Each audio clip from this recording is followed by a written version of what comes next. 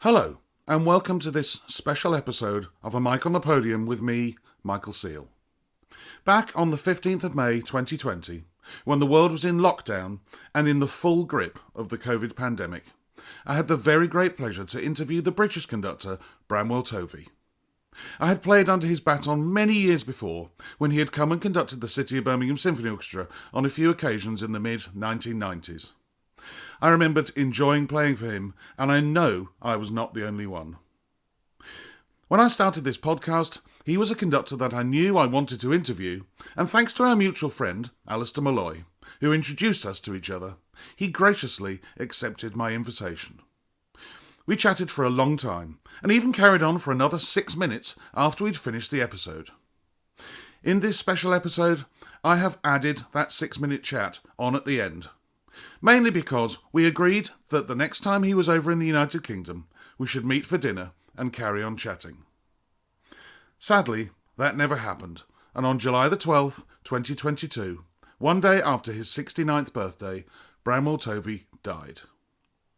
As you will hear, at the time of recording, he'd been given the all-clear from his cancer, but I'm led to believe it returned in January 2022, and eventually he lost his battle with it. In the many tributes following his death, he's been described as, quote, a musician's conductor whose warmth, sense of humour and artistic leadership will be sorely missed, and praised for his, quote, joyful, human approach to music making. I found him to be just a lovely man who wanted to chat about conducting, wanted to tell me his story, and also wanted to make me laugh. He will be sorely missed on both sides of the Atlantic, especially the orchestras in Sarasota, Rhode Island, and the BBC Concert Orchestra, where he was chief conductor. Personally, I wish I'd met him and spoken to him much more often, because I absolutely loved the 90 minutes I spent with him for this podcast. So here, as a tribute to Bramwell Tovey, is that interview with him. I hope you enjoy it. I know I did, very much.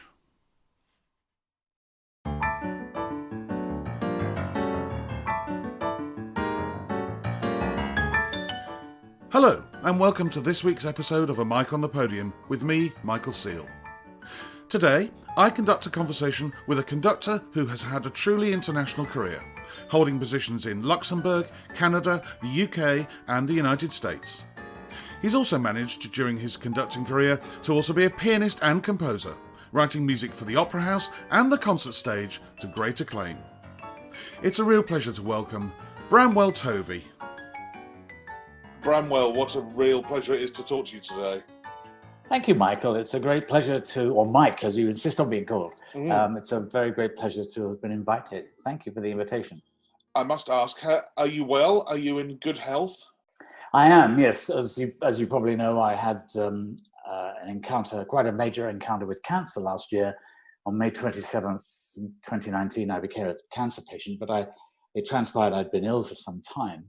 I had a lump in my chest and I couldn't breathe. I was in Banff in Alberta, 7,000 feet up, watching an opera, unable to carry my suitcase from the car to the hotel reception. So I got myself into a clinic, and the next thing I know, I'm in emergency. And anyway, the Canadian system is fantastic. And the British Columbia Cancer Institute, I actually live at the moment in British Columbia, which is the home province of the city of Vancouver, is anyway, the BCCI is incredible. And I went through 6 months of chemo and 6 weeks of radiation, and that all finished on December the 16th. And against the doctor's advice, I went back to work. I had concerts with the Philadelphia Orchestra, and we started rehearsing on the 18th of December. I was pretty knackered, but got through them all. And by the way, it's nice to use the word knackered, because over here in North America, people don't know what it means. And then on March the 12th, I was told by my oncologist that there was no further cancer for the time being, touch wood, to treat, and that I could travel and work. I haven't been able to do much so far, but it is very good news. Yeah, brilliant news. I wonder whether I could go right back to the beginning of your life. Can you tell me how music first entered into your life? Well, my family, on both sides of my family, were Salvationists. That is to say, they were soldiers of the Salvation Army. That means they would have been uniform adherents to the organization. And I was brought up in the Salvation Army. I was a uniformed Salvationist myself until I was about 19, until I went to the Royal Academy, actually. And so there was music everywhere. My father, who died when I was 15, he played euphonium in one of the Salvation Army's preeminent brass bands, the International Staff Band, for a couple of years at the beginning of the 50s, just before I was born. My grandfather on my mother's side was also in that band between the wars, and various uncles and so forth. And all the women were in either the bands or they were in the Songster Brigades. My maternal grandparents were officers, which meant they were clergy, and both men and women are equal clergy in the Salvation Army, always have been from the very beginning of the organization. So there was a lot of music around, a lot of singing, a lot of band playing. In the middle of all this, we had, which sounds like musical mayhem, we had an upright piano, and I was strumming along on the upright piano as a toy. I guess there were no video games in those days, from a very early age. And so my parents put me into classical piano lessons, and I flourished in those lessons. And because the Salvation Army has a great element of improvisation in its music making, what happens is the preacher will strike up a hymn or strike up a refrain, and the pianist has to catch the key and the tune and provide the accompaniment. And I watched a lot of very fine amateur musicians doing this, and I thought, wow, how do they do that? And I worked out how to do it and did it myself. So I grew up equally playing the piano classically and playing by ear, little realizing that actually that was the same skill set I needed to play a Bach continuo and to play jazz. So I was very fortunate in having that comprehensive education, and that allied with my school, which my schooling was in Ilford in Essex. We lived in good old Ilford, now an extension of the East End of London. Meant that I started to play in orchestras when I was about 11 in the Redbridge Music School system. I played the tuba, I played the trombone, I played the double bass, and very occasionally the violin. And gradually, I got sucked in the way we all do. So that's how it all began. This is like therapy, Michael. It's a lot cheaper too. It's fair to say, isn't it, that an awful lot of British orchestral brass players have been touched in some way by that whole Salvation Army band system. I know at least three from just my time in the orchestra in Birmingham. It seems to be a very good place for a level of learning, would you say?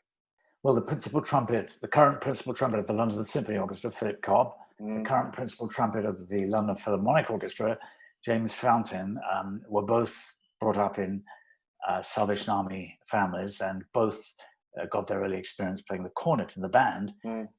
They were both principal cornets of the National Youth Brass Band of Great Britain, which I've been the artistic director of for the last 14 years. But yes, a huge number. And in America, it's often the same too. For example, Philip Smith, who was for 38 years the principal trumpet of the New York Philharmonic, he's only just retired. Phenomenal trumpet player, legendary, one might say, Salvationist again.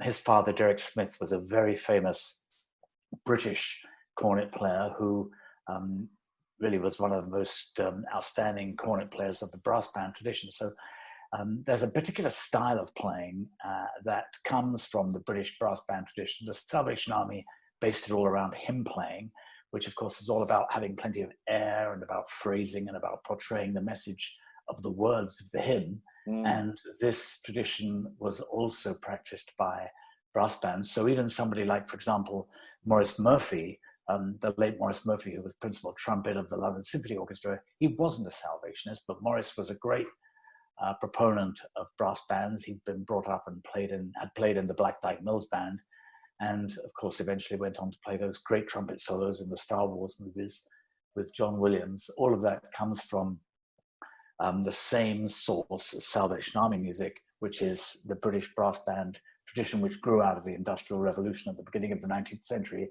as different philanthropists and industrialists put their communities together. They wanted to have a works brass band or a colliery brass band. It was a very good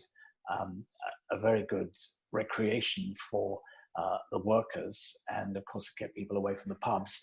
Although nowadays it might take them a little more to the pubs, but it was actually a great tradition to grow up in, and I found myself kind of returning to all that a little bit during this lockdown period, because there's not normally a time for a lot of that reflection in life, and I've been thinking about those things. So that's where I came from, and I've been actually very proud of it pretty much all the way through. I think it stood me in very good stead. I was lucky to have a classical education alongside that, and hey, here we are. And so at what point did conducting enter into your life? Was it before you went to the Royal Academy, or was it around that time? Well, I watched and observed the local Salvation Army bandmaster and the local conductors directing orchestras and bands, and there was something about what they were doing that I thought, that resonated with me. And as I watched this, of course, back then nobody wanted to give young people a chance in conducting. You had to be it was thought you had to be 40, you had to be an Anglo-Saxon male or something. I mean, it was all preposterous back in those days. That's before your time. But it was a very lively musical life that I had. And when my father died, my father was a tremendous influence on me personally and musically. He died of cancer after a long, long battle, several years. When I was 15, back in 1968. The week after he died, we had a local youth orchestra concert at the Redbridge Music School. And after the concert was over, the next morning we had one more rehearsal in the term. And the music advisor, whose name was Malcolm Bigwood, who's still alive actually in his mid-90s, he said, would anyone like to try conducting? And my friends all knew that I wanted to conduct. So everyone engineered it. I realize now, I didn't realize at the time, that I would get to conduct a performance of the Shostakovich Festive Overture. Oh, wow. So I went from the back of the orchestra down to the front. I'd had no time for preparation. And of course, I knew technically what was required, that there was an opening fanfare in 3, then it went sweeping off into the presto, and then at the end, the fanfare returns in grandiloquent fashion before shooting off in the prestissimo at the very end of the piece. So I knew there was an upbeat process. I knew there was a 3 pattern, and I knew it was going to be in 2. And I set off, and it just flew. The orchestra knew the piece backwards. I presided over it. I could feel the sound of the orchestra on the stick, but I wasn't sure how much I was actually responsible for. But what I did know, and I did understand very early on, is that I wasn't wrecking proceedings, which is actually a part of what a conductor can do so easily. Yeah. So I didn't get in the way. And because I didn't get in the way, we got to the end of the piece, and all my friends were very, very kindly applauded me and shuffled and all that sort of thing. And because everyone knew that my father had just died. And I went to the back of the orchestra for the whole of that weekend. I remember thinking about the visceral feeling of the stick landing in midair and the orchestra bouncing back. And I was trying to analyze, because there were no conducting lessons, there were very few books. I was trying to analyze how that worked in the musical life that I had as a pianist and as a budding composer, and bringing the stick down. And I was trying to put this great circle of understanding together, which of course I completely failed to do in one weekend. Yeah. But a couple of years later, I started asking friends of mine if we could get together and play some orchestral pieces. And we did some concerts, and it was a terrific experience. And I auditioned at the Academy, where I was doing a BMUS at London at the same time. At the Academy, I applied for the conducting course, and I got onto the conducting course. And on the course were 3 other people. There was Jonathan McPhee, who became the long-term music director of the Boston Ballet and is now one of the most famous ballet conductors in the world. A lovely man who I reconnected with when I was a professor at Boston for a couple of years. Adrian Leeper, who used to be the principal horn of the Philharmonia Orchestra and then became the conductor and music director of the Gran Canaria Orchestra and the Spanish Broadcasting Orchestra. I'm sorry, I don't know the orchestra's proper name. And some very, very scruffy bloke with tousled hair called Simon Rattle. I have no idea what happened to him. Yeah, where did he go? Well, that's quite a conducting class. And who was teaching you? Well, we were under the tutelage of Maurice Miles, who had been the last person to conduct, I believe, in the old Queen's Hall before it was destroyed by enemy action in 1941. He turned up for a performance of The Dream of Gerontius the next day. Elgar said it should have a hard G, by the way, Gerontius. I always wanted to say Gerontius like Gerald, but anyway, since this is a podcast and people are usually very pedantic about podcasts, I just want to show that I know both ways to pronounce it. He turned up at his performance the next day, and they had to go to Duke's Hall of the Royal Academy to do the performance. So Maurice was our teacher. He'd fallen foul of the music profession because the Yorkshire Symphony Orchestra, which had been founded after the war, had gone bankrupt early in the 50s, and Maurice was blamed for it. I have no idea if Maurice was responsible. I don't know anything about it. But he was, he had a great mop of white hair, a very, very long stick. He adored all the English romantics, the Elgars, the Baxes, the Deliuses, and so forth. And we played and learned a lot about these things. Simon and I talked about it once a few years ago and decided that the most useful things from Maurice were the practical things like don't bother with this edition, look at this edition. Think about these issues when you conduct the piece. And there was also a famous occasion, which I didn't witness, but which I heard about both from Simon and from other people, when he made Simon conduct with a telephone directory under his arm because he thought he was raising his elbows too high. So, that gives you some idea of what the classes were like. And we used to conduct pianists playing the score. And then what the best part about it was that once a week we would get the opportunity to conduct the repertoire orchestra at the Academy for 20 minutes in a set work. So, for example, I might be asked to conduct the Flying Dutchman overture, and I would get 20 minutes to run it and then rehearse some salient points, and then that would be it. They would go on to the next piece. And so the repertoire orchestra went through loads of repertoire and used to do concerts once a term, and we would have a slot in those concerts. And so that was, even by today's standards, that's a fair lot of conducting. It is, yeah. I mean, a lot of conducting students nowadays don't get as much opportunities to conduct human beings. I'm not calling two pianos in a room not human beings, but I would. you know what I mean. I mean, actually, Simon's quoted as saying, conducting two pianos in a class is great if you're going to end up conducting two pianos. He's right, and so being able to conduct the orchestra every week is a wonderful thing. It is, and you learn, as you learn what not to do. And the worst enemy of a young conductor is because how many conductors, I mean, you, Michael, you've sat through thousands and thousands of rehearsals in your career. You've conducted thousands of rehearsals. And how many conductors have you watched to begin with that and to me, that's almost the most important thing, the first thing you have to do and the first thing you have to say. But we learn very quickly not to go and also to make sure that stick technique was very clear and that we were not wasting the musician's time by having an incomprehensible baton technique. So everyone who went through Maurice Miles's studio, I felt had an excellent baton technique. And all of us used to trot down to Guivier's by the BBC near Oxford Circus and buy our batons and have our little brown cases. I lost mine a few years ago. It was stolen. But we all did that, and that was our life. And going to concerts, we would see each other at concerts and all that sort of thing. So that was a long-winded answer to a very precise question. I apologize.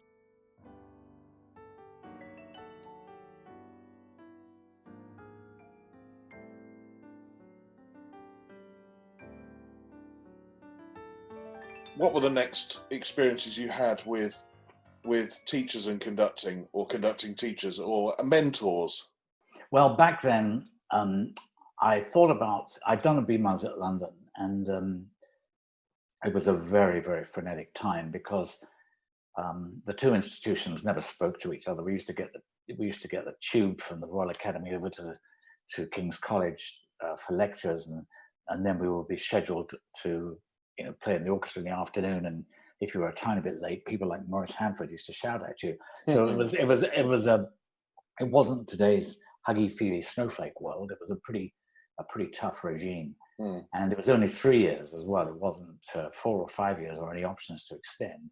So having done all of that, I would love to have done a master's class or moved into a doctorate program, but they just didn't exist for conducting. They just didn't exist anywhere as far as I was aware, certainly anywhere that I was economically able to reach.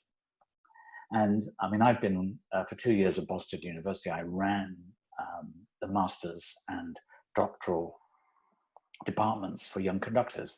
And I had 5 amazing students, and I was able to shepherd and guide them. And they've all gone on to terrific things. And I'm very proud of them.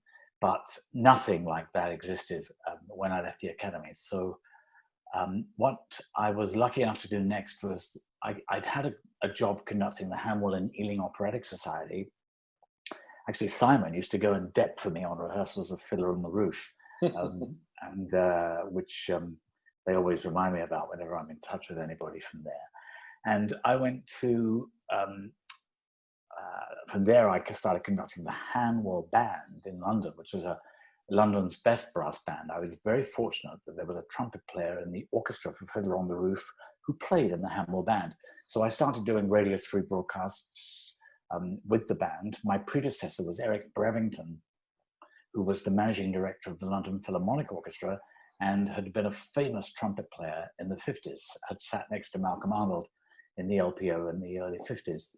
And Eric was a very kind mentor at that time. And I didn't know him very well. He was just a real gentleman and somebody that I could chat with.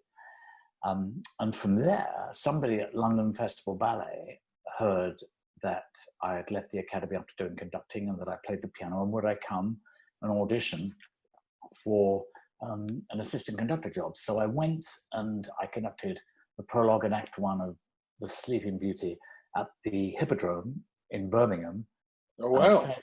I'm saying that now because it might have been the Alexandra Theatre. There is an Alexandra Theatre, isn't there, in Birmingham? There is, yes, there is. I actually think the audition I did was there, and then subsequently I worked in the Hippodrome. Anyway, I came to Birmingham and conducted that, and I went home and I didn't hear anything for a while. And then Graham Bond, the principal conductor, invited me to come and take up position there. And Graham was a wonderful conductor whose life has been dedicated mostly to ballet, although he has done opera and a lot of symphonic work. But he's a wonderful man, and he saw something in me that he thought was worth pursuing. And for 3 years, I worked in the company. I would play the piano all day in rehearsals, orchestral scores and all kinds of things. And then in the evening, I would either watch the performances or I would conduct. So we would do 8 performances a week, and there were 3 of us on staff, Graham and another conductor. For most of the time I was there was a man called David Coleman, and then myself. And we would do 2 or 3 performances each a week. And from there, I got a job conducting as music director of the Scottish Ballet. So I moved up to Glasgow, and I was then in charge myself. I was only 24, 25 by this point, and it was the first time I'd had responsibility for auditioning professional musicians, for appointing them. We had our own orchestra. They were terrific. And I really enjoyed my time there. And halfway through that, halfway through the 80s, actually in 1982, it wasn't halfway through, I went back to London and I started working for the Royal Ballet Organisation, first of all with Sadler's Wells Royal Ballet, and then with the Royal Ballet at Covent Garden. And I started working as a repetiteur at the piano with singers. I started coaching, conducting a lot of opera, and there wasn't really. You mentioned the word mentor. There wasn't really any kind of a mentor system. There were assistant conductor jobs only at the Bournemouth Symphony and at the BBC Scottish. Now, famously, Simon went to both those organizations. I think Simon will probably tell you this, that he was very unhappy indeed when he was in Bournemouth. He didn't enjoy the experience. Being a young conductor in an apprenticeship is not, I know this from having had so many assistants myself. It can't be easy at times. No. But then he went to the BBC Scottish, where his career just mushroomed and took off. But those were the only two orchestras that I can recollect when I was a young conductor that even had anything vaguely approaching apprentice positions. And it's good. It's good that more orchestras have that now, I think. Isn't it just? It's fantastic. Yeah. I mean, it's funny because I spoke to Christopher Seaman, who was principal conductor in Scotland at the time that they gave Simon that job. And he said much the same, that there were only those two jobs, and because he'd already had that job, that the BBC were thinking, well, he's already had one of these jobs, we can't give him another one. But Christopher said he insisted, and thank God he did. Simon might have ended up doing something, or not being quite the conductor he eventually became. I really like Chris Seaman. He's a lovely, lovely man. He's very, very funny. And he's a wonderful musician. He's been here as a guest in Vancouver when I was music director a couple of times, and I got to know him. We actually have the same manager, and I really, really like him. He's a lovely man. His book on conducting is terrific. Really good. Yes, I told him so as well, and he was very pleased to hear it. One more mention of conductors of that time. In 1986, I read that you stood in at the Bernstein Festival in London, and it ended up with you meeting Bernstein and going to Tanglewood. What was that like? What was he like? How long have you got? He was, first of all, what was he like? To me, he was unbelievable. He was incredibly supportive. The whole thing was a surreal experience. I'd written a score for the ballet The Snow Queen with choreography by David Bentley, which was due to be premiered on the Monday night. It was the 28th, 29th of April, those few days in 1986. And I was at home on the Sunday night ironing 2 a.m. when Clive Gillinson rang me, who was the administrator of the LSO then. He's now at Carnegie Hall, as you know. Mm-hmm. And Clive said, I'd done some education concerts with the LSO, and I'd done some of their LSO Shell activities, and I'd made my debut with them in 1984 doing an all Beethoven concert. So I was kind of known to them. And he said, Lucas Foss is too ill to conduct the opening night of our Bernstein Festival. The orchestra's on deck at 10 o'clock this morning, in 8 hours that was.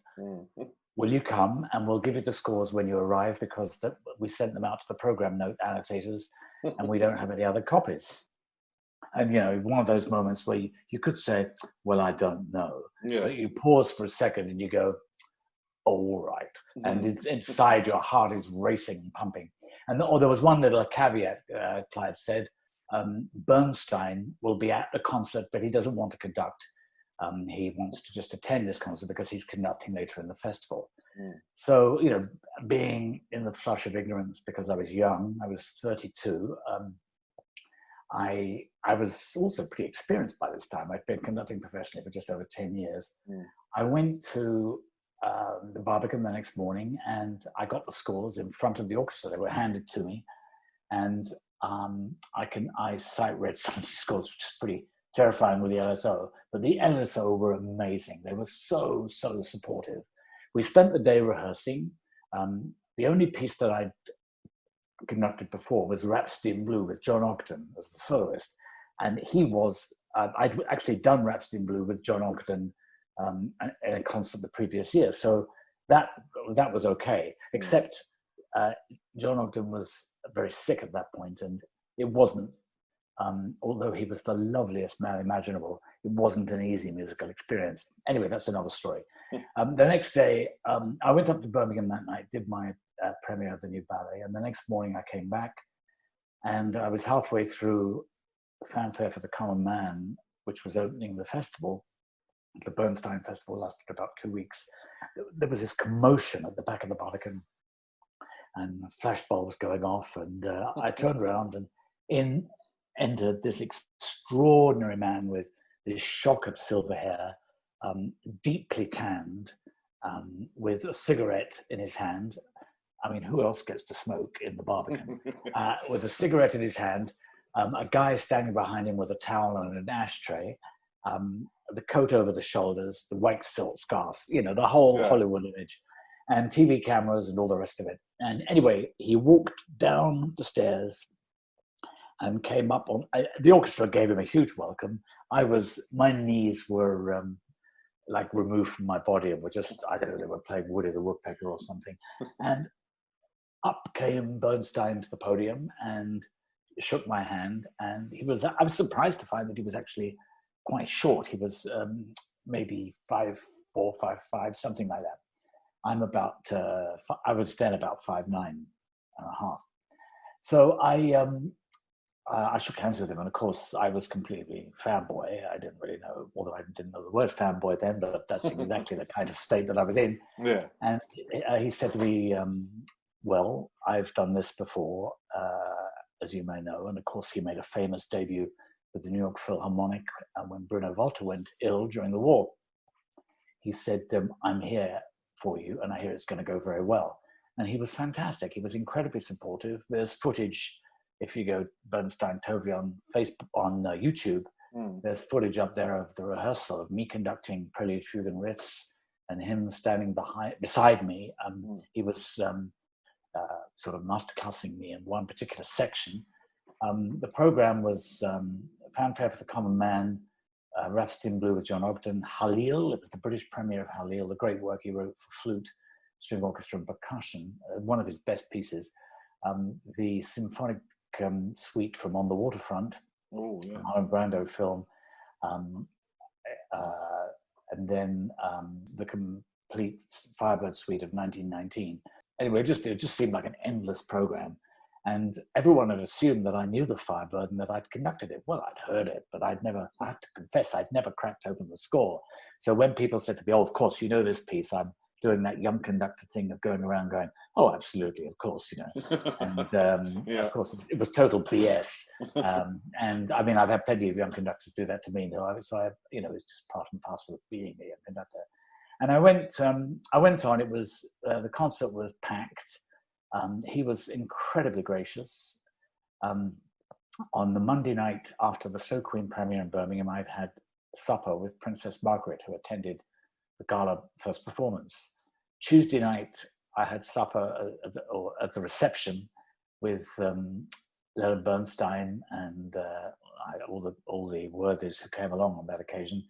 And on Wednesday night, I went back to Birmingham and had fish and chips in the car. So I came down to earth with a bit of a crash. And it was a great experience, and it really launched my career. I mean, it really, really did. It got me concert opportunities in North America and all around Britain. And when the Bernstein Centenary came around, the New York Philharmonic asked me if I would conduct the broadcast, the live from Lincoln Center broadcast on New Year's Eve into his centenary. And I did an interview about this experience, and PBS in America found the footage, which is what you see up on YouTube, some of what you see on YouTube. And I was interviewed about Bernstein, and I did quite a few Bernstein commemoration concerts during that year. There are lots of stories about him, and about his unkindness to people as well, because he could be a very difficult man. He, in the evenings of those days that I knew him, he was often drunk or whatever, but out of it. And he was so articulate, such an extraordinary speaker, that he was really America's spokesperson for the arts during those years. And yeah, it's true. He could sometimes turn on people, but for me, He was unbelievable, and he invited me to Tanglewood, and I went to Tanglewood. And then later in my career, I've become a regular sort of thing at Tanglewood, done lots and lots of different things there. But I mean, back in 1986, when he invited me, I had no idea what it was. I thought it was a shed in the boonies. I really didn't know. So it was a life-changing experience.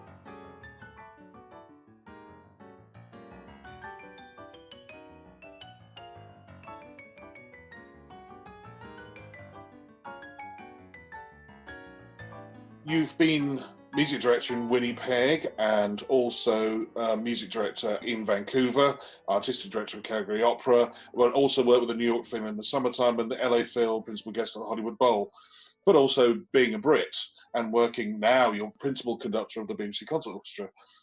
Do you have a different sort of attitude or way of talking and working one side of the Atlantic that differs to the other because of the people you're working with? And also, are the orchestras different in their attitude and way that they work with you? Orchestras everywhere have this, have their own personalities. They have their own, as you know, they have their own distinct personalities. Like, for example, the CBSO with Simon was so different to the CBSO that was with Louis Fremeau, which I actually played with when I was back in my tuba playing days. You know, I think what orchestra musicians crave is authenticity on the podium. Yeah. They crave people to be natural, and they crave people to have natural musicianship and natural authority. If you have those two things, then really the sky is the limit for what you do. I would say that I was incredibly shy growing up. I know now it seems sort of odd because I sort of came out of it quite spectacularly in the end, but I was incredibly shy. And when I started my conducting career, I was always incredibly nervous. I was consumed by nerves. I used to say I wasn't, but I had a real nerve problems. And part of it was being a boy from the East End. And I mean, my natural speaking voice, I had to jettison because back in those days, if you had the slightest London burr on your voice, there was a certain snootiness towards you. Most of my contemporaries, or the people who came, the peers who came before me, were nicely public school educated. I was just a grammar school boy from Ilford in Essex, who dropped the odd H, and so I found I just had to smooth that out. It was quite important to do that, and I think it took me a while to become authentic in that way. In America and in Canada, when I moved to Canada, I was 35 years old to take over the Winnipeg Symphony, which is a fabulous orchestra, occupied a role in Canadian music life a little bit like the CBSO, small enough and flexible enough and provincial enough to do things that the London bands couldn't really do, or that in my case, the Toronto and Montreal bands weren't really able to do. Anyway, I loved working there, and while I was there, living there, I got used to one thing about North America, which I thought was wonderful, and that was the meritocratic society. Of course, there are many, many people, particularly, I would say, in America, who do not have equality of opportunity. But we know that. I mean, there's a whole strata of society in America that is outrageously defamed and ignored and treated badly by authority. We know that already. I'm not even gonna, I mean, everybody knows what I'm referring to. But in Canada, which was a more egalitarian society, there were issues. For example, the way the Indigenous First Nation population has been treated historically, and the way children were taken to residential schools to, as the government said, knock the Indian out of them. I mean, just extraordinary attitude, which now has fostered a huge reconciliation movement.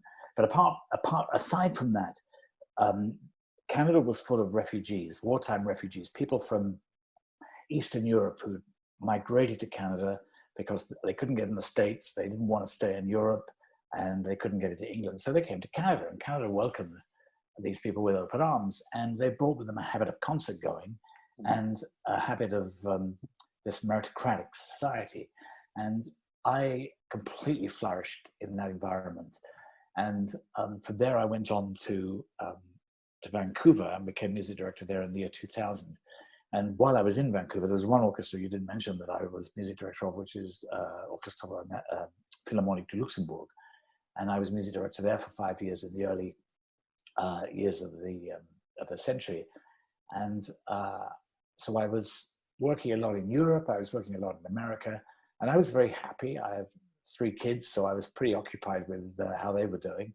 And I think I was really, when I went to Winnipeg, I started coming out of that shell that I'd felt in London. And I think, anyway, I became more authentic, and I became more authentic in Winnipeg and then in Vancouver and going to New York and all these other places, so that when I started to come back in earnest to the UK orchestras, I was a more authentic and more rounded person, I mean, we didn't all have the precociousness and talent of a Simon Rattle, but I was certainly much more mature when I came back to the UK and started working with orchestras in the UK much more. Am I different with them? No, I don't think so. I mean, the one thing I have to be really careful about is that if I start talking about crotchets and quavers in New York, I get groaned at. Yes. If I talk about eighth notes and sixteenths in London, people just think I'm being a sood because So I have to be really careful to use the right terms. Oddly enough, that's one thing I try really hard about. But the BBC Concert Orchestra is an absolutely fantastic orchestra. It's very incredibly keen. They do everything from the most complex contemporary scores to show music. I do a lot of the contemporary music that they perform, but I also do a lot of the traditional classical repertoire that they perform. And they have a lot of rehearsals for every concert. So for a South Bank concert, we would have probably 4 3-hour rehearsals, which is unheard of for a London orchestra. And that's true.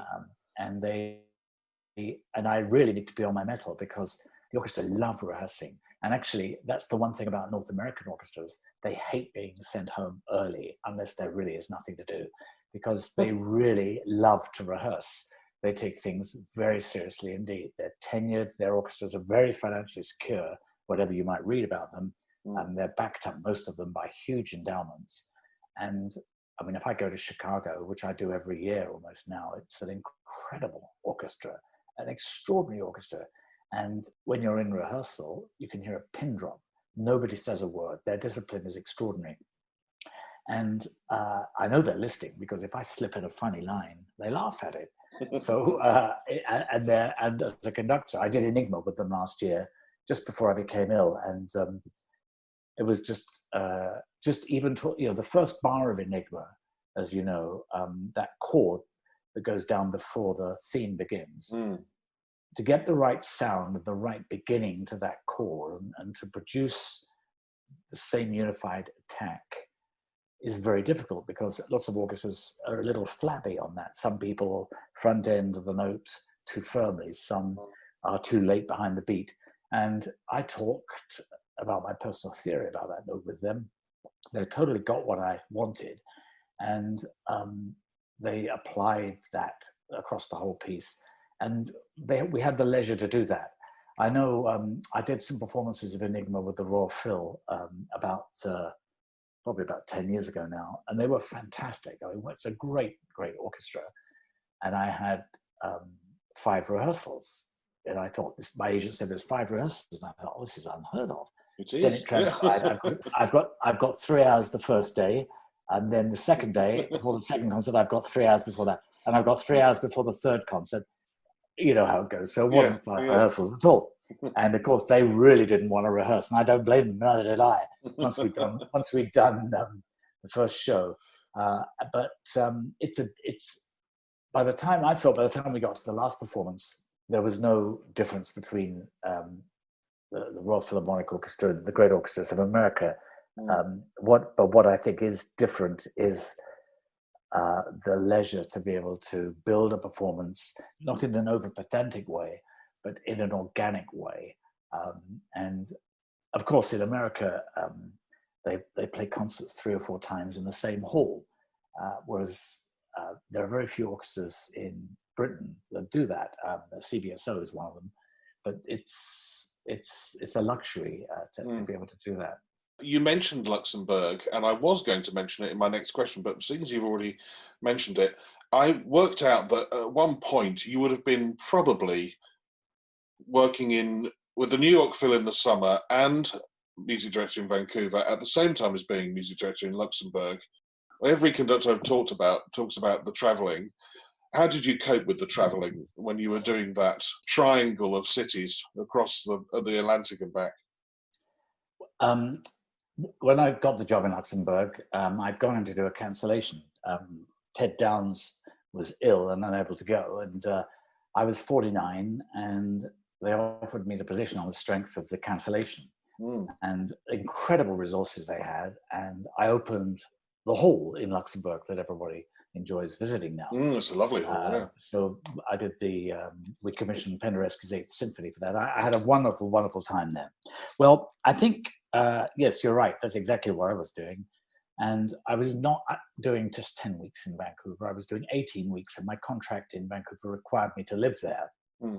Great hardship, not living in Vancouver. It's one of the most beautiful cities in the world. And I'm speaking to you from Vancouver right now. I still live here at the moment. And New York, my work in New York had really started to take off. I'd been doing, I started with an education concert, and then I moved from there, one of their famous young people's concerts rather, and I moved from there to doing subscription concerts. And it just came at a time in my life where I just clicked with the orchestra. I still love going in there, and last year I had to cancel because I had cancer, and this year they had to cancel because of all this. But it's one of my special engagements. And in the course of 20 years, I've done 150 odd concerts with them. So it's been a very, very special relationship for me. When it took off in 2002, and I was also doing Luxembourg and Vancouver, the traveling was horrendous. It was, I would arrive, and there was no direct flight to Luxembourg. I would have to go through London or Frankfurt.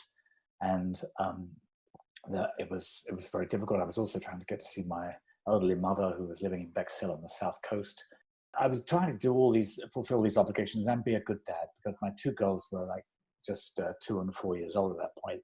My son was about 15. He was at school in London. So it was really, really difficult. I remember some days in Luxembourg, I would arrive. The orchestra car would pick me up in Frankfurt and then do the 2-hour drive from Frankfurt to Luxembourg. I would get out of the car in Luxembourg, and I would walk into the rehearsal at 9:30, and I would have to conduct some horrendous thing, really difficult. And the orchestra, again, loved to rehearse, and rehearsals were long. They were 4 and 5 hours with 20-minute break, 20-minute break, half a day break. So there was very little time to recover. And it was murder. It was really, really murder. And then going to New York was always, it's New York, the pace of life there is brutal.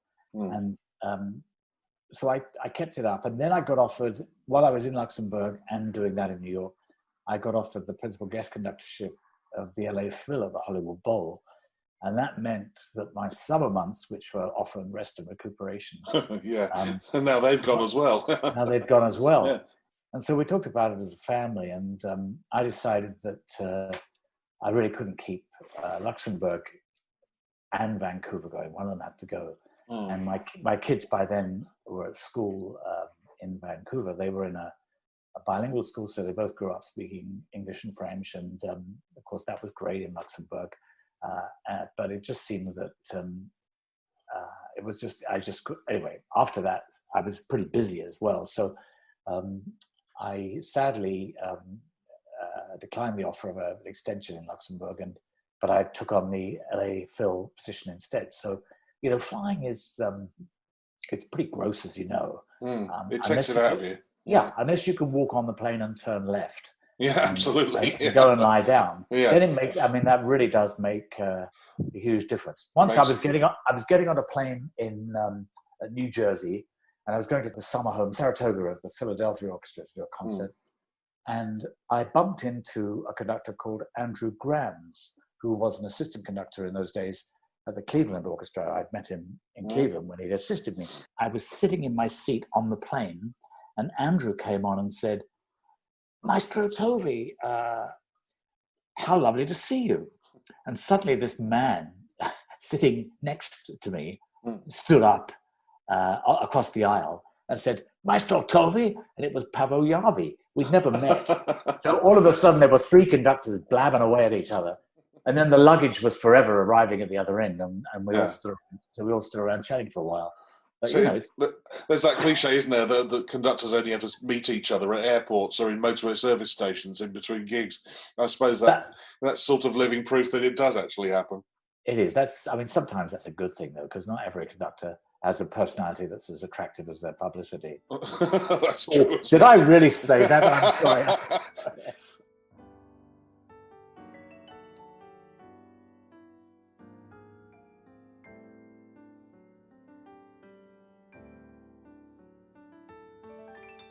I had the great fortune, and I do mean this because I loved your piece, of conducting a piece of yours called Urban Runway, which was a co-commission between the New York Phil and the LA Phil at the Hollywood Bowl.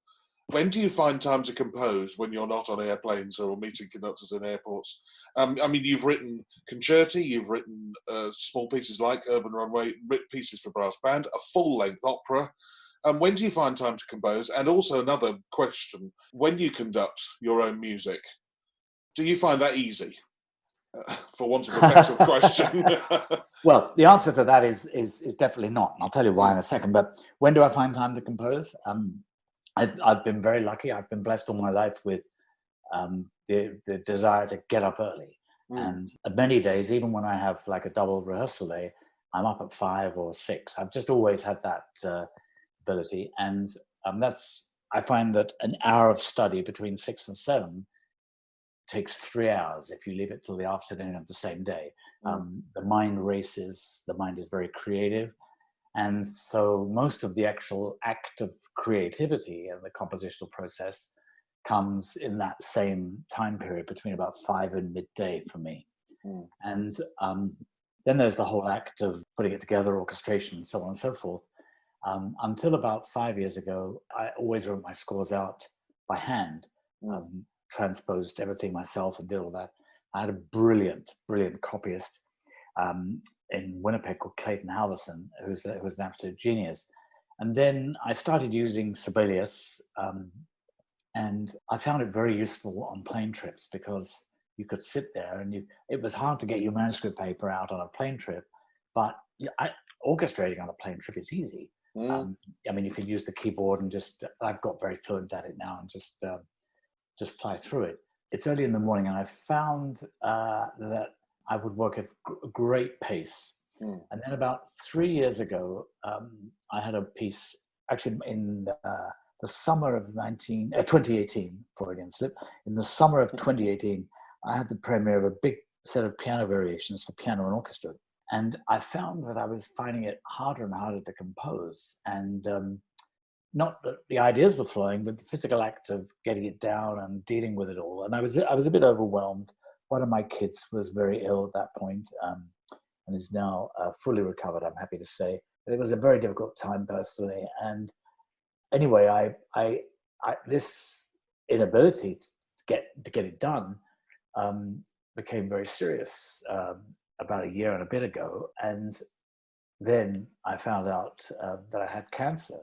And, we were able to trace it back, and I could, by the way, I was finding certain things, concentrating, I was finding very difficult. And my strength was ebbing and had really ebbed away. Now, this lockdown right now, which is so awful for everybody and so awful for those artists and musicians who are in the gig economy, is actually a gift to me, because I had a commission to write a violin concerto for Jane Zenners from the National Arts Centre Orchestra in Ottawa. And I was too ill to finish it last year, but during this lockdown, I'm finishing that piece.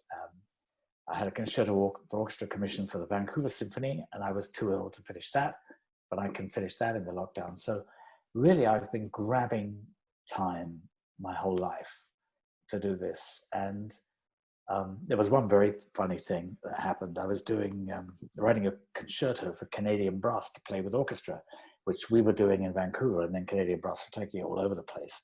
They've played it a lot now. And I hit on this idea in Luxembourg, where I was writing it, that I would, in between rehearsals, that I would have the orchestra play in E major and the brass play in their natural B flat. And anyway, it's a very cool passage. You talked about traveling just now. So I sketched this variation out, and I was really under the gun for a deadline. And I came back to Vancouver. I was jet lagged out of my mind. I knew I had to work, even though I was really tired. So I pulled the manuscript out of the case, sat down at my desk, and I saw, and I'm a person who writes polytonally. So, it's a lot of things are atonal. I don't have to worry about key signatures and all that sort of thing. But I looked at the score and I saw what I'd done, and I had entirely forgotten the concept of what I was trying to write. I just started scoring. I hadn't written any notes or anything like that. And I stared terrified at the page and thought, oh my God, I've lost it.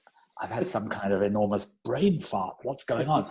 And as I looked at the copy, after about, I don't know, it seemed like an age. It was probably 5 minutes, 10 minutes, but it felt like hours. It came back to me. Actually, you Dummkopf, this is what you intended. And I was so relieved because I just didn't remember.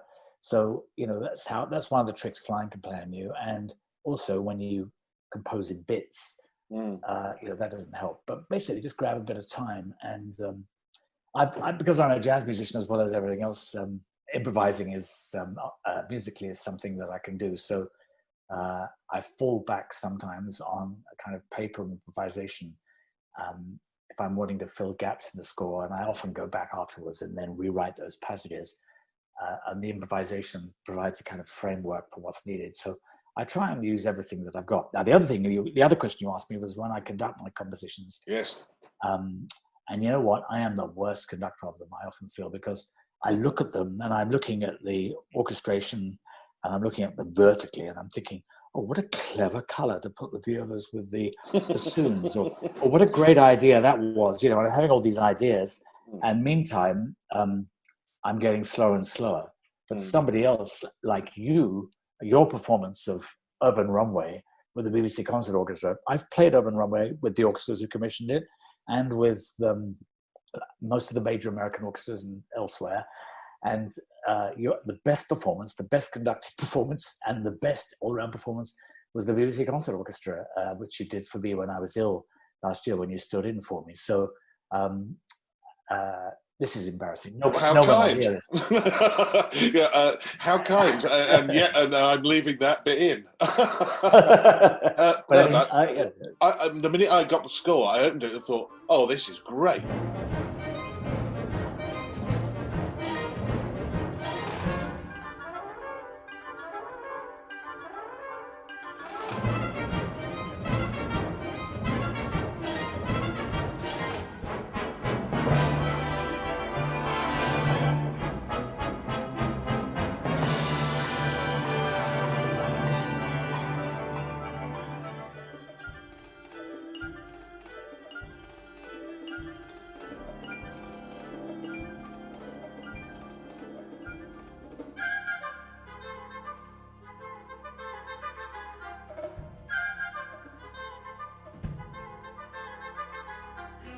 I loved it immediately, and probably my favourite bit actually is the violas in the middle. There's a sort of the hip. Is it the hippies in the middle? There's a sort of I'm really close friends with the principal viola players in both LA and in New York. I mean, we're kind of very close, and I just wanted to.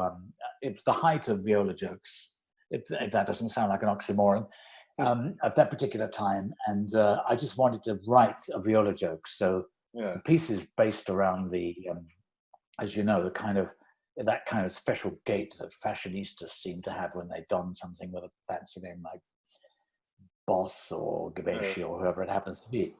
When I wrote this, I thought, well, we need to have the sandals with socks brigade represented. And so I wrote the extended passages, for the violas, but I'm glad you liked it.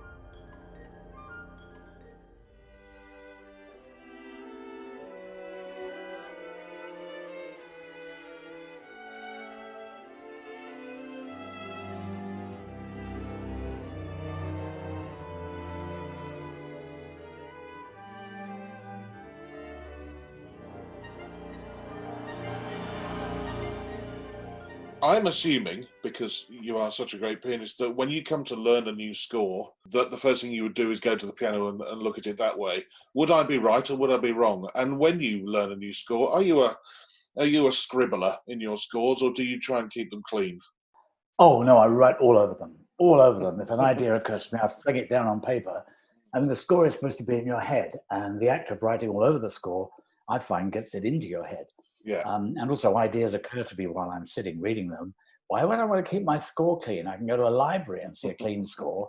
I have a massive collection, and everything is scrawled in red or blue pencil. And some people get very retentive about how they use the red and how they use the blue. I don't. I just pick up a pencil, and sometimes I can write the same thing in blue on the next page in red, just simply because that's all that's nearby. I learned some scores at the piano. If there's a particularly complex new work, and I want to really have a sense of relationship to the pitches and a sense of how the piece is grounded, I would take that to the piano for sure. If it's something I'm learning that, I mean, I've all the major symphonies and everything I did for the first time 2 or 3 decades ago. So I no longer approach Brahms symphonies in that way, for example. No. But I do use the piano, and being a repetiteur, you learn how to fit the orchestral score to your fingers. And the secret is playing only half the notes. But I do use that, yeah. But actually what I tend to do, Adrian Bolt, who I met and had a couple of lessons with, and actually I conducted his last performance in London, he did the first ballet, the Sanguine Fan, at the Colosseum, and I conducted the rest of the program. So I knew him a little bit. And he had this theory that when you get a new score, the first thing you should do is turn through it quickly, not slowly, but quickly, and get a sense of the architecture, what the shape is, and to see what leaps off the page at you. And that's really very, very good advice. Sometimes if I was doing, for example, in Winnipeg, where we had a new music festival, which I started, we would have people like John Coriolano come up for his Symphony No. 1, which had been premiered in Chicago. And so therefore, because he was coming up and I was conducting this piece and I didn't know him, and I knew he had got a Grammy for the recording, I would make sure I was familiar with the recording. But the difficulty with recordings is that, as John shared with me how that recording was edited and put together, and I forbear from sharing it with you, but let's just say it wasn't a straight played-through job. But when you listen to recordings, it's getting trapped in the recording. I do not belong, and this is probably my mistake, I do not belong to the movement that says you need to work out your gestures in advance, but I do belong to the movement that believes you should know if this is in 2 or 4 or 3. For example, there are some conductors, you watch them in rehearsal, and then you watch them conduct the same passage in performance, and it has exactly the same choreography. I could never keep all that straight. I'm just not that organized. So for me, it's a very in the moment. I'm the same as you, and also that if you do your dance moves, your choreography, you might not be helping the orchestra that at that moment might have suffered a mini wobble that you actually then they need you to conduct and help them if you're only doing prescribed or moves. Don't you agree that? I do agree totally. Yeah, you should be conducting what you're hearing there live in the moment, not necessarily what you're hearing in your head. Well, that's true. And if you give a grandioso gesture to a trumpet player who's just cacked a note, and exactly. they cack another one, I mean, you just look a right Charlie. I think one of the things that I found in my career too is that I was, especially in the first 20, 30 years, I was conducting way too much repertoire. Now, one of the great things about getting beyond that tipping point when you go into the older part of the one of the older people on stage, I can pick and choose now what I do. And at the BBC, I can have plenty of time to rehearse and prepare. So it's, I mean, although I do go in and do the odd cancellation, I still enjoy the technical challenge. Most of my life now, I'm able to prepare really, really thoroughly. And I know that earlier in my career, I really did not. I relied on my skills as a piano sight reader. And, that's not authentic. So, I do use the piano, but I would also use any resource. Sometimes when I'm, the one thing I don't use, oddly enough, is Sibelius. So I never take, there are conductors, there was some discussion of this on Facebook this week. I never take somebody else's score and enter it on Facebook to hear the MIDI back. Oh, right, yeah. I'd rather go out and plant a few roses in the garden than do that. Yeah. That would be much more useful as well. But I enjoy reading the score in the armchair. I enjoy reading it on the deck. And also, I have a study in my house. I've just moved from it, actually, and I'm just between houses at the moment. But although I would work in my music room, and I'd have 2 or 3 stations in that music room, at the piano, at the desk, at the computer desk, I'm trying to train myself to do it anywhere. So at the kitchen table, in the airport lounge, or a railway station. I think any way you can get out the score and just read it and just work at it is very, very useful.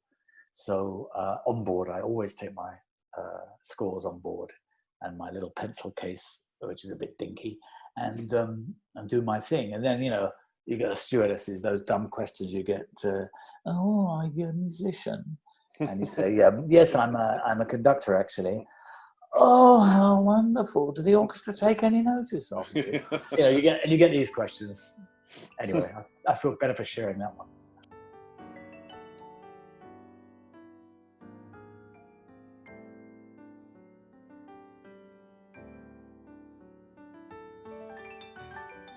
So, Bramwell, it's his 10-question time. And as ever, we start with, what sound or noise do you love, and what sound or noise do you hate? I love the sound of acoustical musical instruments. Natural wood resonating like a violin, reeds resonating like an oboe, brass resonating like a trumpet. I abhor, as a composer, I abhor electronic instruments, although I admire enormously much of the artistry that goes into them.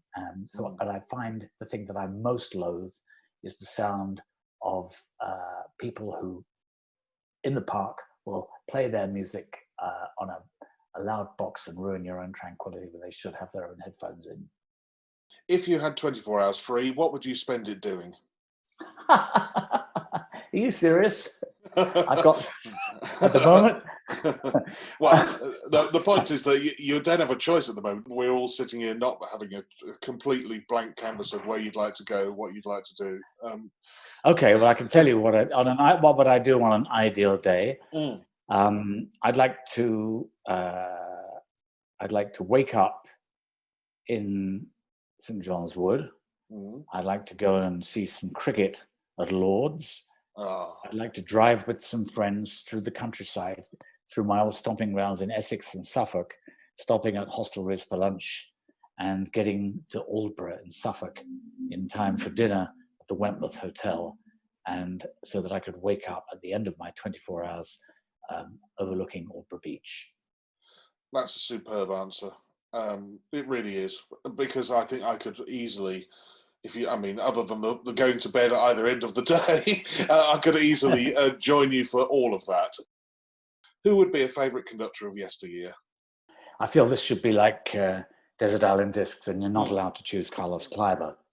But I met Kleiber's friend and biographer, Charles Barber, here in Vancouver. Oh, yes. Charles wrote the book about corresponding with Kleiber. Wonderful book. Charles has become one of my closest friends here. My timpanist, Bonnie Adelson in Luxembourg, had played on a television broadcast with the Luxembourg Radio Orchestra, which was the precursor of the Philharmonic. And Kleiber had been watching from somewhere in Germany and wrote to her. And she and Kleiber set up a correspondence. She shared this correspondence with me. I shared it with Charles. Her correspondence, I believe, is now mentioned in Charles's book. And something about Kleiber's career resonated with my own, because he was involved with ballet early on before moving into opera like I did. And then, of course, conducting only he can only ever conduct about 500 concerts, which is not my story, but it has to be Kleiber, I think. I've been an enormous admirer of Colin Davis, who I just felt had an organic way about him. I know orchestras sometimes found him unclear and everything, but there was something about the architecture and direction of the piece. I played for him a couple of times, and I met him in New York. We shared a week in New York together once. Absolute gentleman. I was very, very fond of him. But my favorite conductor could equally be my old music master at school, who had a way with choirs in the organ loft that was just exceptional. There's great conducting going on everywhere, not just in the publicity feeds of the top pros. Well, therefore, who would be a favourite current conductor? Oh, now a favourite current conductor.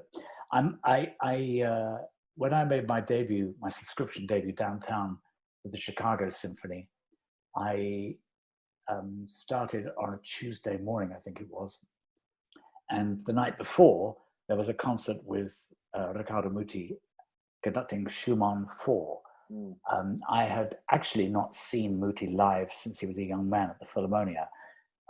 And the manager of the Chicago Symphony used to be the manager of Vancouver. So Jeff took me backstage to meet Muti afterwards.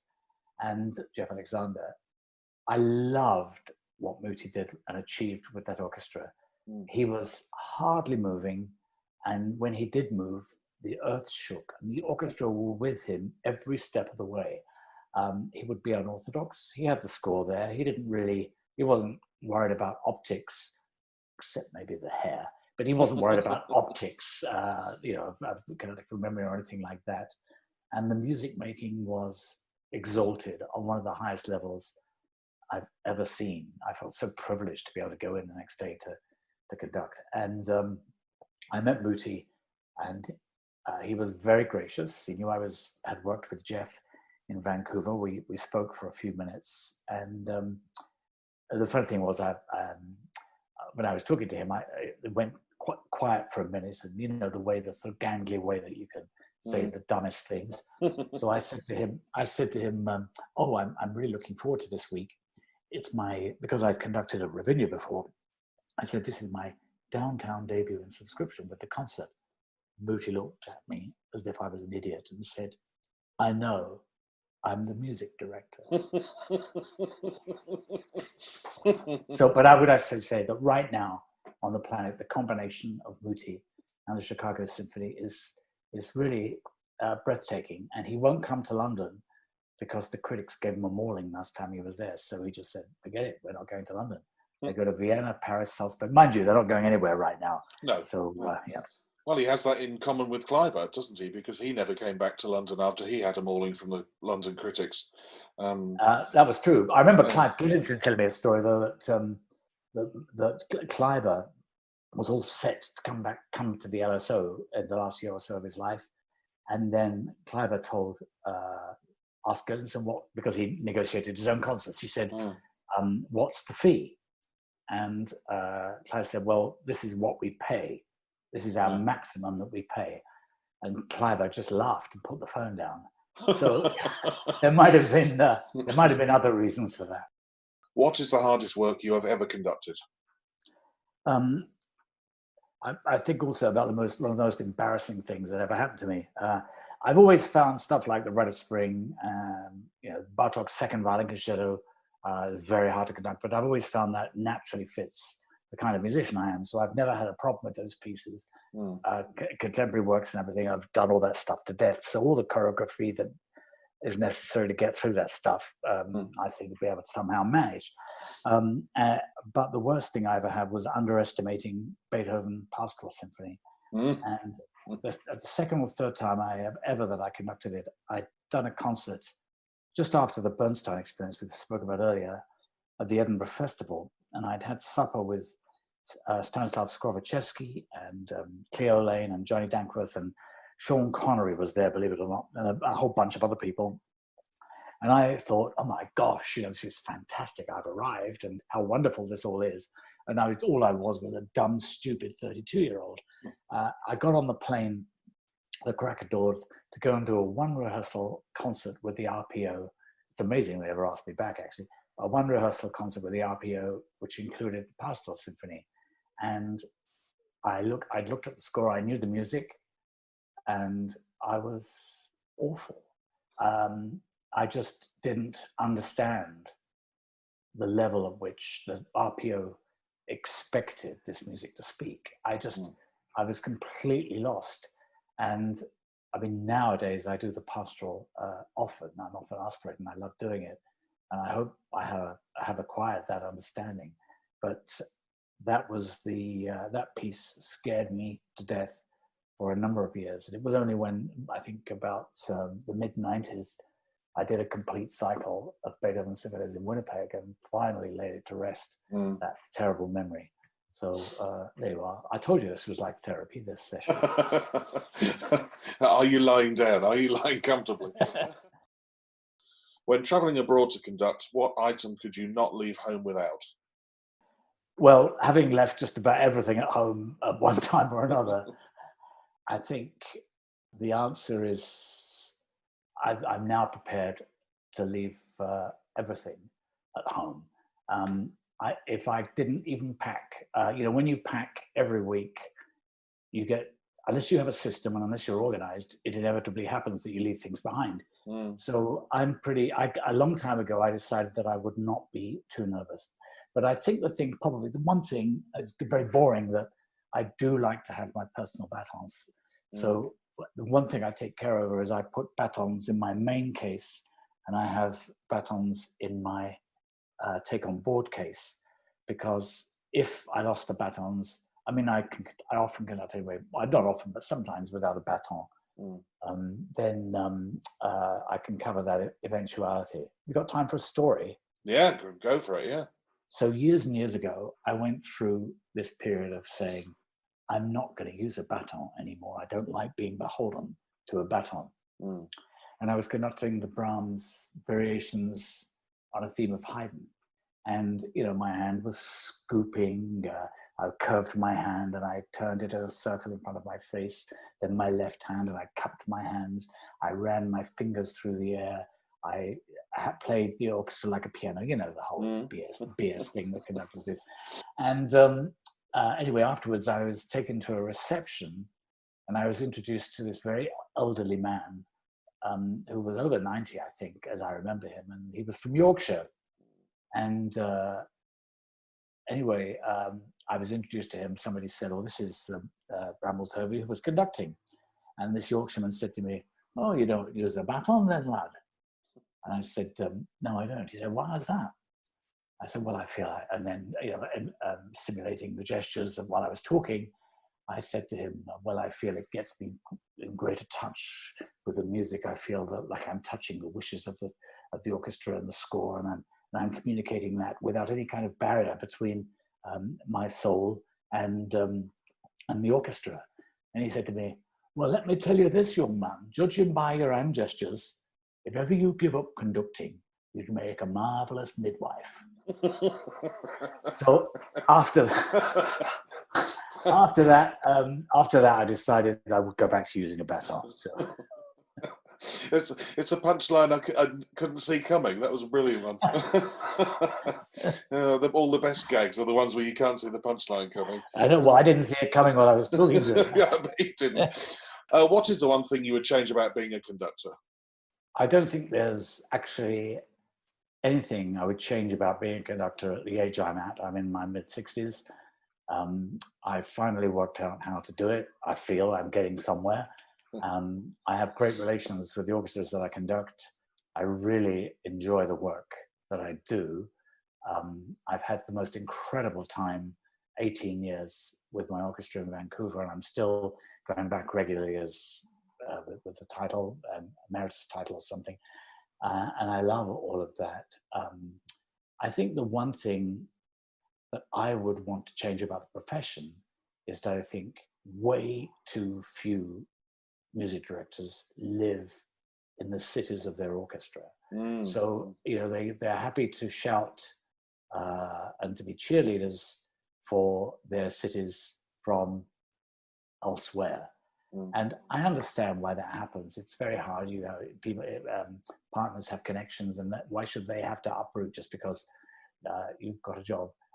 But I believed very strongly in that model. I thought it was great, for example, that Simon had that lovely house in Birmingham, and that he really was in Birmingham when he was music director, even though he was going all over the world. I thought it was important when I went to Winnipeg to live in Winnipeg. I was able to have this, because property prices are so low there, I was able to live like a king. In Vancouver, when I moved to Vancouver, I had less square footage at 4 times the price, but I did enjoy living in Vancouver immensely. I had a place in Luxembourg. I had my own flat in Luxembourg, and I used to love going there in the old town. I wasn't living there all the time, but I was actually in a kind of residence there. I think that's a mistake. And for example, I'm the artistic advisor in Rhode Island. I love this orchestra. I love the city of Providence. It's the smallest state in the Union. And they've asked me to be music director, but I feel it would be wrong until I could actually have a home there. I've not been able to do that, but even though the job I do is the music director job, so I'm just called artistic advisor out of my own choice. So that's the one thing I'd change about the business. What profession other than your own would you like to attempt?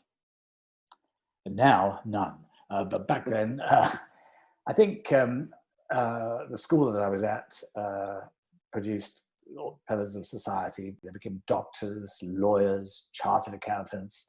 You just name all those kinds of professions. 2 of my closest friends at that time one became professor of history at Bristol University, Ronald Hutton. Another friend, David Pearl, he became an employment law judge in London. And these are the 2 people that I'm most, well, I haven't seen Ron for ages actually, but David is one of my closest friends.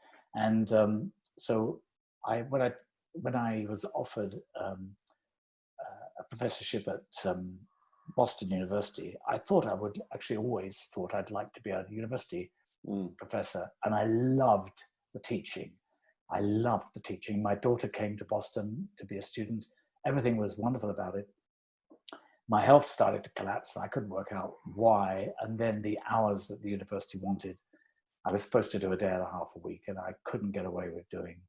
If I did my usual Monday and then went off to conduct somewhere else, I went, for example, to conduct the War Requiem in Toronto. I did a whole day of teaching in Boston. Then I flew to Toronto to take an evening choir rehearsal, did all the rehearsals, did the Thursday night War Requiem. I had the Friday off, flew back to Boston, did a day's teaching, flew back to do the Saturday performance. And at the end of that, I just thought, I can't keep this up. It's just too much. So I gave up the job. So academic didn't work. So I might have done the law. It would have been something like that, because I always wanted to move into a semi-structured career. And I thought conducting would be structured. I didn't realize it wasn't at all. If the world were to end tonight, what would be your choice of final meal and drink? Way back in 1985, when I was still working for Sadler's Wells Royal Ballet, we dropped off in Bombay then, for 2 weeks. And I stayed in the Oberoi Hotel and visited every night the Taj Mahal Hotel, which was just around the corner on the peninsula, and had the greatest Indian food I've ever had. These were the 2 hotels that were involved in the terrorist incident in the early years. And years later, I'm in Vancouver and Sydney. I met a man who had been taken hostage at that time, and we had a long conversation. He became a very close friend although we don't see each other much. His name is David Jacobs. And if you can look him up online, David Jacobs, Sydney lawyer, and see the extraordinary story of his experience of the siege. It made such an impression on me to be in India and to make music with Indian musicians. And of course, in Indian food, British cuisine now is fantastic. But when Indian food started to hit the streets in the 60s, 70s, British food was rubbish. I mean, absolute rubbish.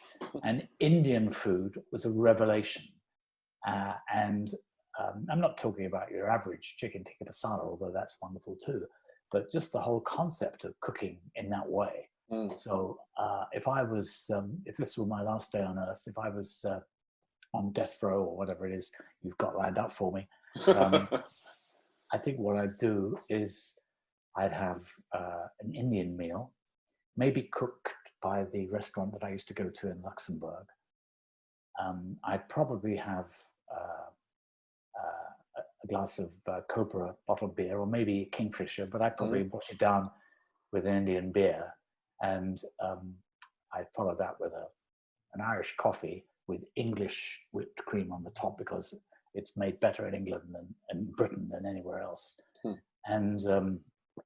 And then when you weren't looking, I'd have half the after eights on the plate. Brilliant.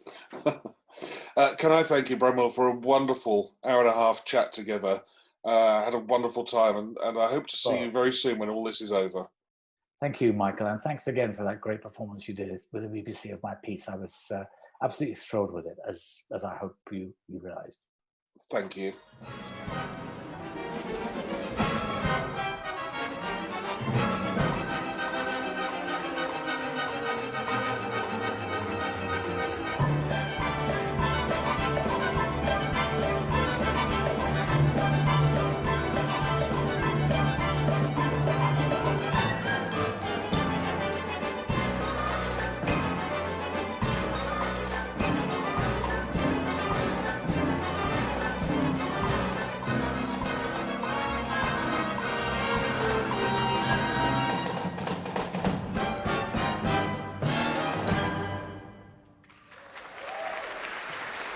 That's brilliant. We've done the live ending, and that's super. What a pleasure it's been. Wonderful. I've chatted often, though I must tell you a story about you getting the job in BBC. I know it was Alistair that first emailed you, and because Alistair and I are very, very good friends. I think we've shared a stage about 120 times together now. Oh yeah. And he messaged me, and we were chatting on WhatsApp or whatever else, and then he let it slip that they'd appointed somebody at the BBC, and he said, I said, well, go on, tell me who it is. He said, no, you've got to guess. So I started guessing, and the minute he told me about LA and New York, of course, I guessed it was you. And I said, brilliant, perfect fit. Because by then I'd done 2 or 3 things with BBC Concert Orchestra.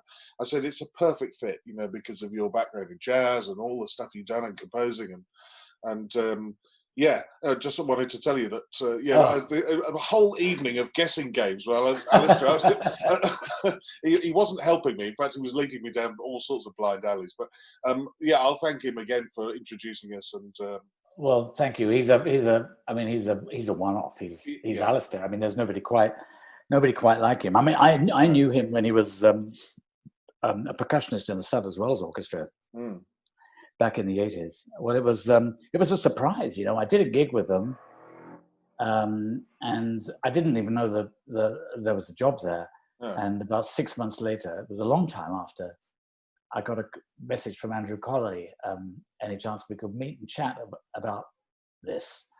And anyway, it's great. I've really enjoyed it, and everyone has been so kind during my cancer. Yes, yeah. Yeah, it's been. I mean, that whole experience was pretty dire.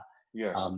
And I couldn't conduct lots of concerts, as you know, and then I finally get back to health, and all this happens. I hope you're safe somewhere. Where are you? In Birmingham? I'm in Birmingham, yeah. I'm here with my 2 kids and my wife and my mother-in-law, and we've got enough space. I've got a garden and all of that sort of stuff. And Oh, that's a relief. Yeah. Are you still playing the violin? No, I stopped 6 years ago. Completely stopped. Right.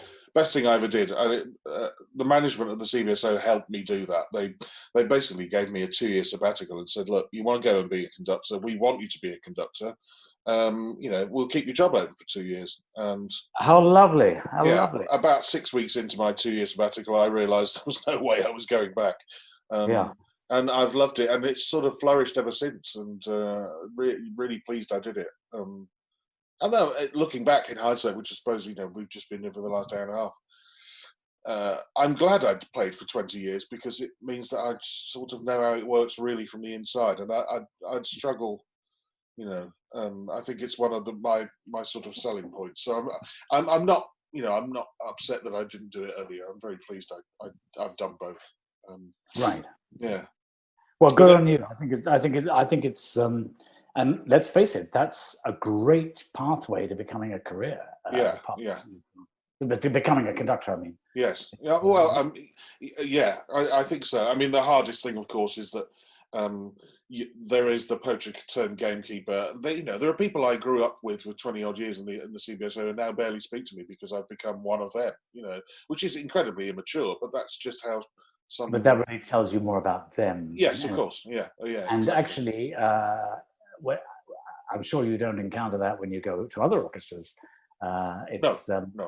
And actually, I think that's a peculiarly British thing because in North America, there are lots of conductors who've returned to orchestras with careers, and I don't know. It's a little. I find the whole pathway to being yourself on the podium is an easier thing in North America than.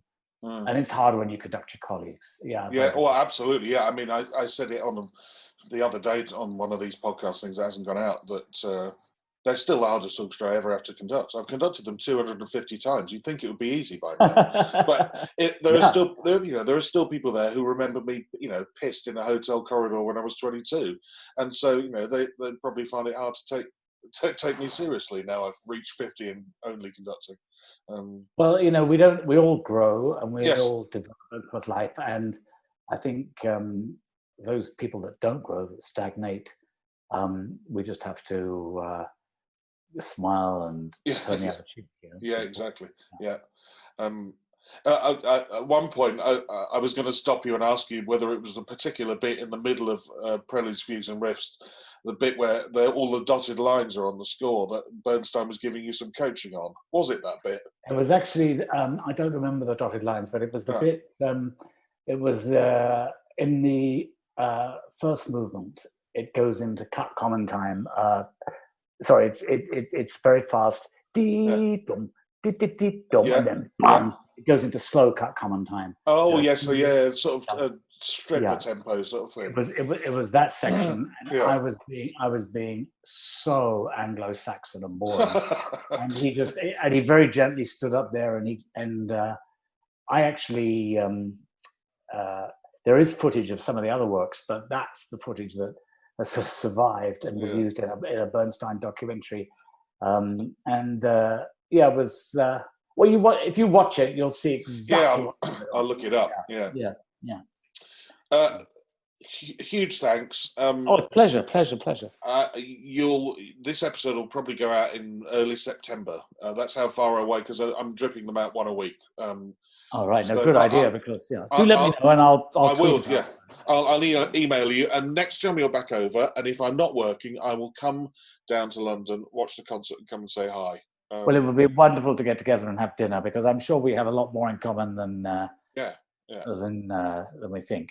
Yes. But thank you, and thank you for inviting me. It's a great pleasure. Not a problem at all. Yeah, thank you, and enjoy the rest of your day. And you too. Yeah, cheers. All right. Thanks, Bye. Michael. Bye-bye. A Mic on the Podium was devised and produced by Michael Seal, with music by Ben Dawson. I will be taking the next 6 weeks or so off from the podcast, partly to take a summer holiday, but mainly to find time to organise and record more interviews for you to enjoy. I intend to return at some point in September, and when I do, I will be chatting with the first Brazilian conductor to appear on the podcast. After studying in Zurich, he returned to his homeland to become resident conductor at the Teatro São Paulo for 2 years, and is now enjoying a flourishing international career as a guest conductor. But until then, bye-bye.